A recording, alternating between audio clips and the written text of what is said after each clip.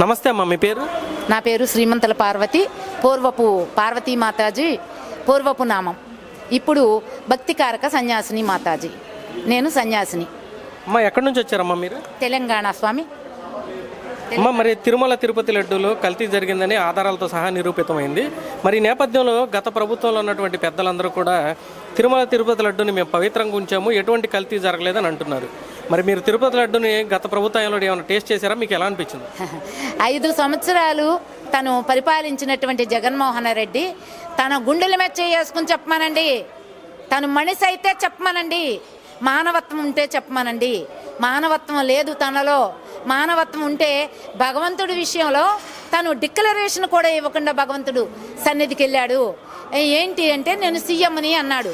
తను సీఎం కాదు, పిఎం వచ్చినా కూడా డిక్లరేషన్ అనేది కంపల్సరీ ఇవ్వాలి. కంపల్సరీ ఇచ్చాకే వెళ్ళాలి. ఖచ్చితంగా జరిగిందమ్మా. అది ఆవు పాలు లేవు, ఆవు నెయ్యి లేదు, ఆవు పెరుగు లేదు, ఏమీ లేకుండానే కెమికల్స్ తోటి అంటే ప్రజలందరినీ వాళ్ళందరినీ కూడా మతి స్థిమితం లేని వాళ్ళుగా చేయాలి. వీళ్ళ కోట్ల మంది వచ్చి భగవంతుడి సన్నిధిలో ఈ లడ్డు తింటున్నారు. కాబట్టి వీళ్ళెవరూ కూడా ఈ లడ్డు తినకూడదు, తినకుండా చేయాలని చెప్పి ప్రతి ఒక్కళ్ళని తను టార్గెట్ పెట్టుకున్నాడు. ఉంటే నా మతంలో ఉండాలి, లేకపోతే ఇతర మతాలు ఇవి ఉండటానికి వీల్లేదు అని ప్రతి ఒక్కటి పులిని పంపించి ఒక పిల్లని కాజేశాడు. అది మీరంతా మర్చిపోయారేమో కానీ నేను మర్చిపోలేదు. కానీ ఖచ్చితంగా మాత్రం ప్రతి ఒక్క దాంట్లోనూ కూడా తను చేసిన చేతికర్రలు పట్టుకుని మెట్ల దారమ్మట వెళ్ళండి అన్నాడు. కొన్ని రోజులు మూసేశాడు, అవన్నీ ఆక్రమించుకున్నాడు. కొన్ని కొండలు తొలిసేసి కూతుళ్ళకి కొడుకులకి బిల్డింగులు కట్టాడు. ఇవన్నీ తప్పు కాదంటారా? మళ్ళీ తను వస్తాడా? అందుకే 11 సీట్లకే పరిమితం చేశారు ప్రజలు. కానీ ఇక నుంచి ఇలాంటి పరిమితం అనేది కూడా ఉండదు. ఖచ్చితంగా మాత్రం తను ఉండటానికి వీల్లేదు, తను ఉండకూడదు కూడా. ఖచ్చితంగా ఇక్కడ ఈ దేశం ఇడిసిపెట్టి వెళ్ళిపోవాలి. Go back go back go back go back Jaganmohan Reddy go back. గత ప్రభుత్వంలో టీటీడీ చైర్మన్గా చేసినటువంటి వ్యక్తులు ఎవరైతే ఉన్నారో భూమన కరుణాకర్ రెడ్డి గారు కావచ్చు, వైవి సుబ్బారెడ్డి గారు కావచ్చు, తిరుమల తిరుపతి లడ్డూలో కల్తీ జరిగిందని చెప్పారు. దాని కారకులను అరెస్ట్ చేస్తున్నారని చెప్పారు. మరి స్వయంగా వాళ్ళు ఒప్పుకున్నా కూడా ఈ రోజుకి ఇంకా మేము కల్తీ చేయలేదని మాట్లాడుతున్నారు. మీరేమంటారు? ఎందుకు అంటే డబ్బు ఉంది వాళ్ళ వెనకాల, గుండాలు ఉన్నారు వాళ్ళ వెనకాల. ఆ గుండాలతోటి ఏదైనా చేయించడానికి సిద్ధంగా ఉన్నారు. కాబట్టి ఆ రోజు కల్తీ అని ఒప్పుకున్నారు, ఈ రోజు కల్తీ లేదంటున్నారు. కాబట్టి ఖచ్చితంగా కల్తీ జరిగిన మాట వాస్తవం. కల్తీ జరిగింది. మమ్మల్ని అందరినీ కూడా ఆ కల్తీ లడ్డూలు తినిపించారు. ఎందుకంటే భగవంతుడు కల్తీ లడ్డు కదా అని మేము కూడా తిన్నాం, మలినమయ్యాము.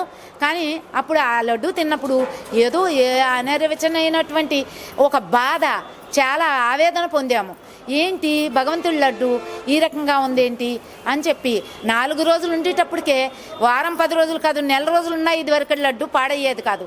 అలాంటిది 4 రోజులు ఉండేటప్పటికే ఆ లడ్డూలో ఒక విషప్రభావం బయటికి తెల్లగా పైకి బూజు పట్టినట్టు వచ్చేసేది. ఏంటిది అని చెప్పి నేను ఇది చేస్తే ఏంటో ఎందుకు జరుగుతుందో అనుకున్నాము తప్ప ఇంతకు మించి మేము ఆలోచించింది లేదు. కానీ కల్తీ మాత్రం జరిగింది. భూమన కానీ లేకపోతే సుబ్బారెడ్డి కానీ ఇద్దరూ కూడా చాలా తప్పుడు పనులు చేశారు దీంట్లో ఉండి. ఆ తప్పుడు పనులన్నింటినీ కూడా ఖండిస్తున్నాం. వీళ్ళిద్దరూ కూడా క్రైస్తవ మతాన్ని ప్రోత్సహించారు, క్రైస్తవ మతాన్ని 7 కొండలపై రుద్దారు. ఆనాడు రాజశేఖర్ రెడ్డి ఏం చేశాడు? 7 కొండలు కాదు 3 కొండలే ఇక్కడున్నది, ఉన్న 4 కొండలు అందరికీ పంచుతానన్నాడు. ఏమైపోయాడు? ముక్కలుగా మారిపోయాడు. కాబట్టి ఏ ముక్క రాజశేఖర్ రెడ్డిది అని అంటానికి కూడా లేకుండా తయారయ్యాడు. అలాగా ప్రతి ఒక్కళ్ళు కూడా భగవంతుణ్ణి 7 కొండలతో మాత్రం పెట్టుకోకూడదు.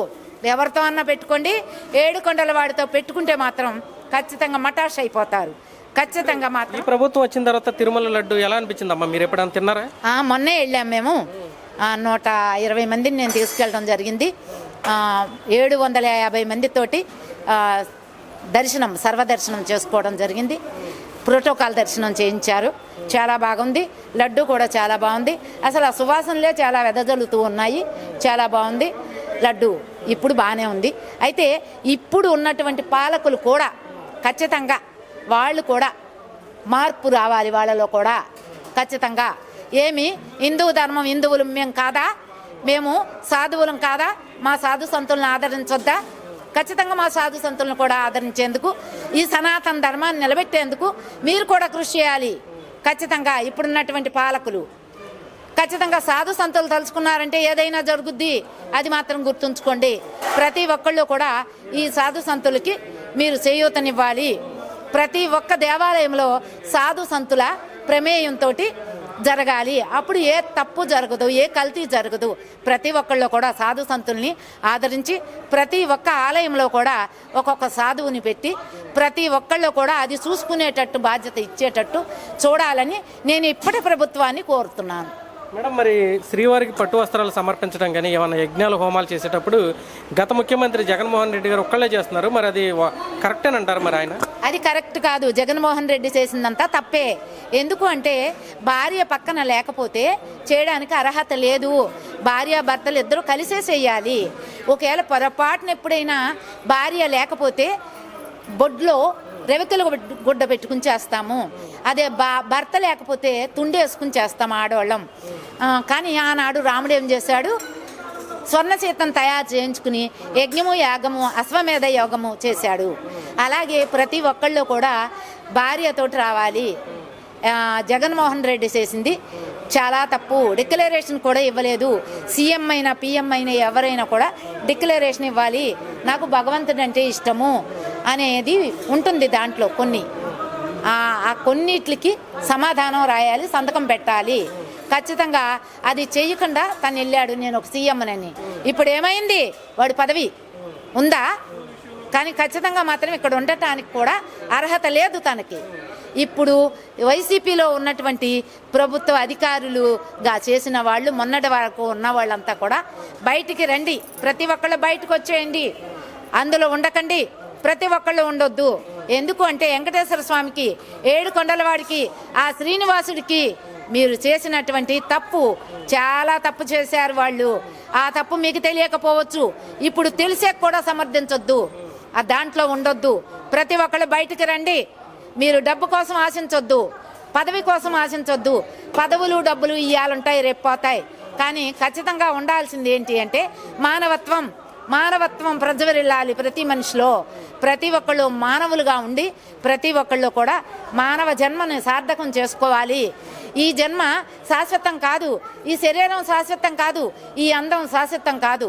ప్రతి ఒక్కళ్ళు కూడా వెళ్ళిపోవాలి. అందరం కూడా భగవంతుడు పిలిస్తే పిలుపు మేరకు వెళ్ళాల్సిన వాళ్ళమే. కానీ ఖచ్చితంగా మాత్రం ప్రతి ఒక్కళ్ళు కూడా బయటికి రమ్మని నేను కోరి ప్రార్థిస్తున్నాను మిమ్మల్ని అందరినీ. అంటే మీకు అందరికీ కర్మలు జోడించి దండం పెట్టకూడదు, మిమ్మల్ని అందరినీ ఆశీర్వదిస్తున్నాను. ప్రతి ఒక్కళ్ళు కూడా అందరూ బయటకు వచ్చేయండి. వైసీపీలో ఉండొద్దు, వైసీపీలో ఉండొద్దు, వైసీపీలో ఉండొద్దు. తస్మాత్ జాగ్రత్త. హిందూ బంధువులారా జాగ్రత్త. జై శ్రీరామ్.